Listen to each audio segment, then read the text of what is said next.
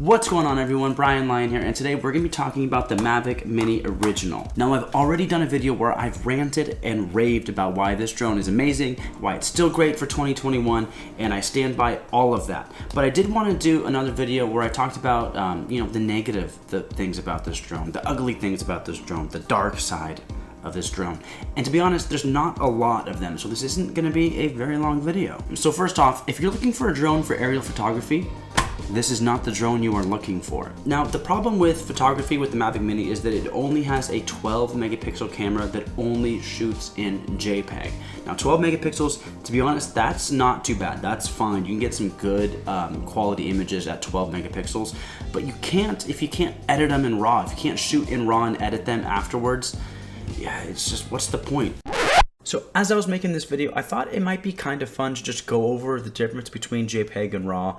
I know like 80% of you already know the difference, and you know, I'm preaching to the choir, but it's fun kind of seeing that side-by-side comparison of like what extremes you can take a JPEG versus a RAW, and you know, like where that stopping point is, where it's like, yeah, I really needed to shoot this in RAW, where the JPEG's just not cutting it. So let me show you real quick. Okay, so I have a RAW file here and a JPEG file here of the same photo, and I'm in Lightroom, and I press the J key, which is a hotkey, to show you the clipping in your photos. And right off the bat, right here, all this blue, you can see this is information that was lost in the shadows, and that's what clipping is. So because I shot with a JPEG, basically it's a smaller file. It just doesn't pick up as much information as the RAW file. So if we go over here back to the RAW file, as you see, we have less of that clipping. So this is just straight out of the camera. Also, what you can do with the RAW file, because it even where you've clipped right here, you know, you can usually, if it's not too horrible, you just go to the exposure. Let's up this to say a 2. Look at that. Looks beautiful, no more clipping. And with the JPEG, you can still do that with a JPEG. Here, let's go to 2. But you see, you know, we still have some clipping here. And also, if you just bring it up even more, it doesn't really matter. If I bring it up all the way, there's still clipping here. So that's the difference between a JPEG and a RAW.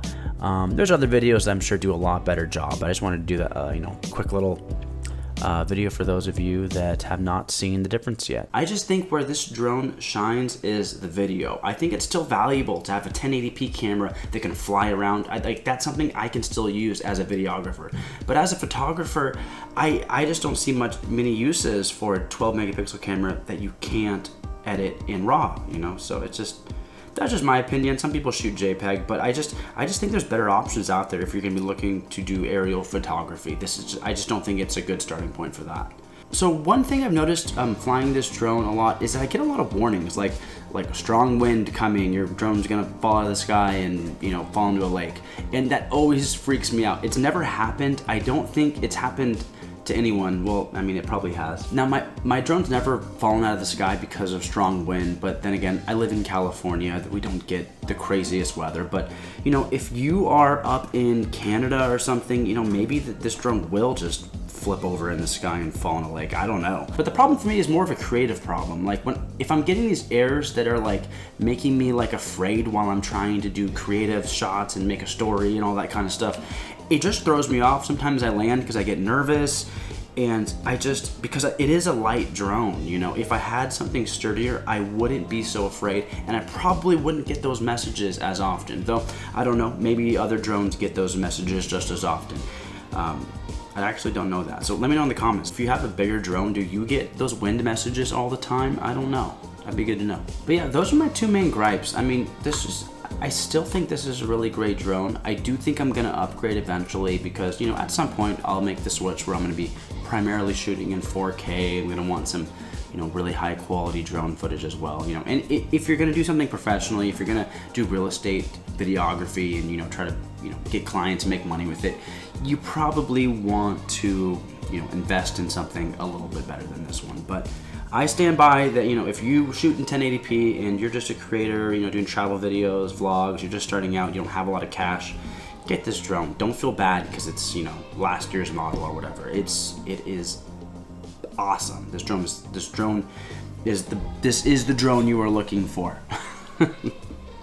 I had to. Okay. Thank you guys so much for watching. Please remember, like, subscribe, all that. And before I go, you guys want to see some drone footage?